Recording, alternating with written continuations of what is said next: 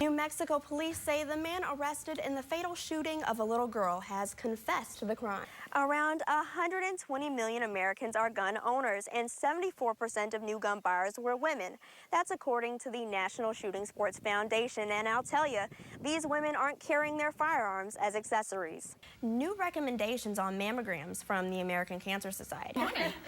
Missouri ranks 15th among all 50 states for volunteerism, where he and others saluted the Confederate flag. I'm live outside a piece of Missouri history dating back to the Civil War and the Confederacy. Newly released documents are shedding more light on Osama bin Laden's personality and interests. If you want to say in the future of Columbia Public Schools, then you may want to free up some time in your schedule tonight. KOMU 8's Christian Picos is live in front of the Holiday Inn in Columbia to tell us why CPS wants to hear your voice.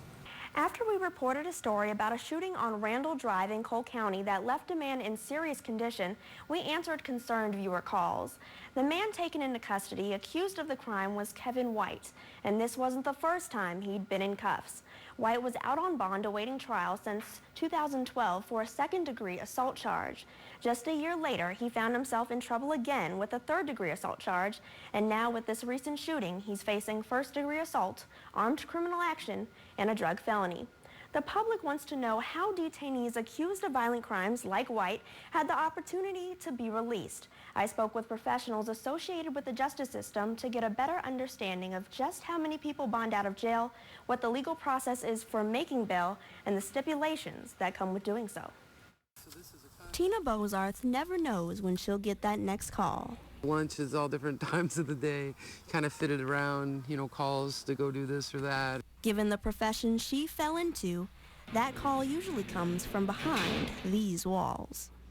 And it was kind of an accident. I was working on a rental property, and a fellow approached that was looking for a fugitive, and kind of got to talking to him and helped him find this guy he was looking for. Bozarth has been a bondswoman for more than 10 years and says she gets some satisfaction in helping her clients. And that's when I got a call from him around 4:20 saying that I needed to call his mom or his sister. Like this man arrested for driving with a suspended license. I didn't know what to do, and he told me his bond was $500 and $50 for a bondsman. And I said, well, what's a bondsman?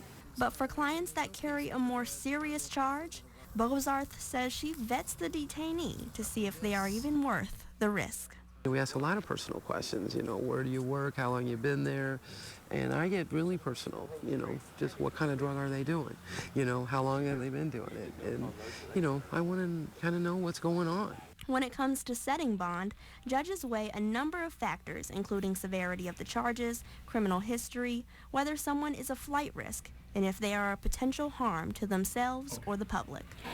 Attorney L.G. Copeland says it is his priority to act in the best interests of his clients. He said he does the best he can to ensure his clients can get out.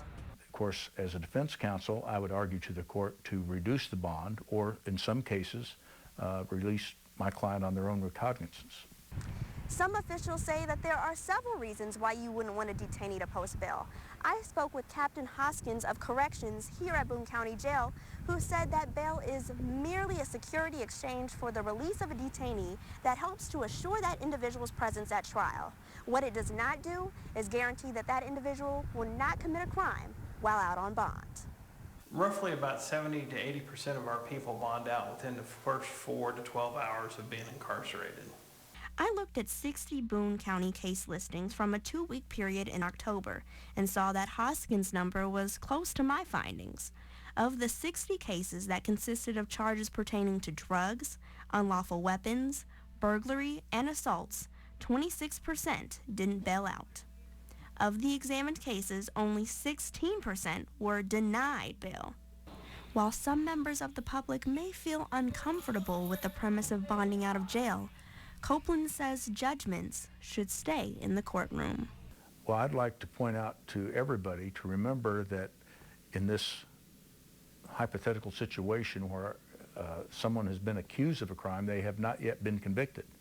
And not only has that not been determined yet, there is a presumption that they are innocent. As of this week, a new court date was set for January 2016 for Kevin White to face these most recent charges.